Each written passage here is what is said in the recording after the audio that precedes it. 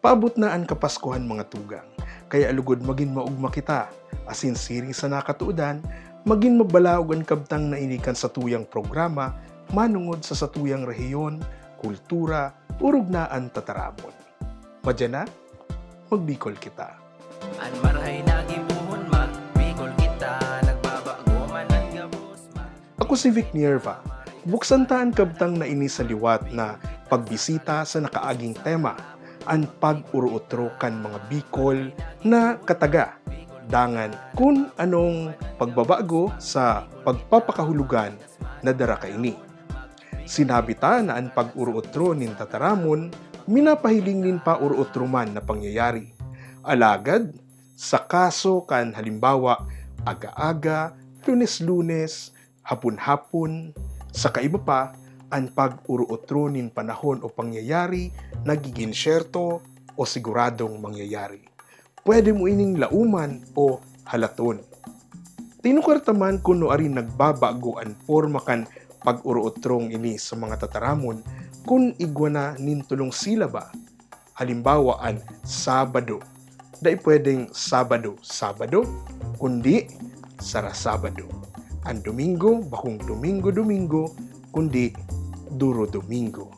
Sa kabtang na ini, simbagunta kung taano tamay mga kataga na duduwang silaba man sana, alagad kaipuhan sundudon ang padron na sinusunod kan mga tataramon na tuluhan ang silaba. Halimbawa, banggi, aldaw o libro. Sabi ko ngani sa nakaaging duwang kabtang, exciting pirmi ini, aber daw. Duwa man sana ang silaba kan katagang banggi, alagad dai ini inuuruotro siring sa banggi-banggi. Ang sinasabi ta, barabanggi. Pareho ini kan parapaksit, barabaldi, maramadre, liri-libro, araal daw, puro poste asin iba pa. Digdi ta mahihiling ang komplikasyon kan sa tuyang tataramon. Komplikasyon na nagdadaramanin gayon asin napapalain na karakter sa lingwahe. Buot sabihon, mayo nin sasarong reglamento. Asin ini kaipuhan ta pananggad padagos-dagos na adalan. Tanganing bilog tang masabutan. Ang komplikasyon kan sa tung dila. Digdi ta mahihiling na dainanggad magkakanigo na ang pag-adal ta kan sa tuyang lingwahe, ipapadrun ta sa kung paano ta inaadalan ang ibang tataramon. An aldaw, hulit ang katanog na di nagsunod sa nagkakaigwa ini ni ibang tanog. Nagkakaigwa nin siring sa impit, arog kan pildit, tuldong, palda, saldang, huli man sa mga pangangaipong iayon, an pagtaram ka ini sa kakayahan kan sa tuyang mga dila. Makalawi baga na uruotruhon taan mga tataramon.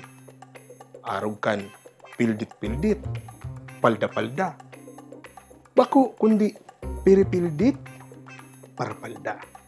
Lipot sanaan sa tuyang episode mo niyan, kundi komplikado ang sa tuyang assignment na dara ka ini.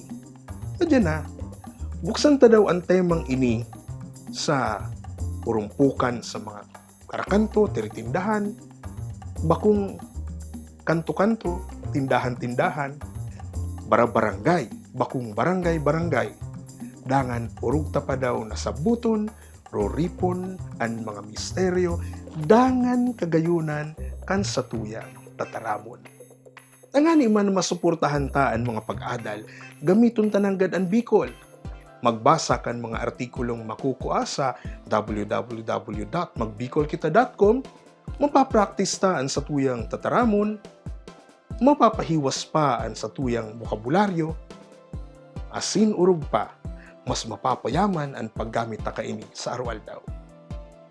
Sagot sa masunod na kabtang kaining sa tuyang halipot na programa, maugmahon na Pasko sa Saindo Gabos. Ako si Vic Nierva, nag-aalok sa Indo, pirmi, sa kaiwasan kan mabalaog tang tataramon. Madya na, magbikol kita.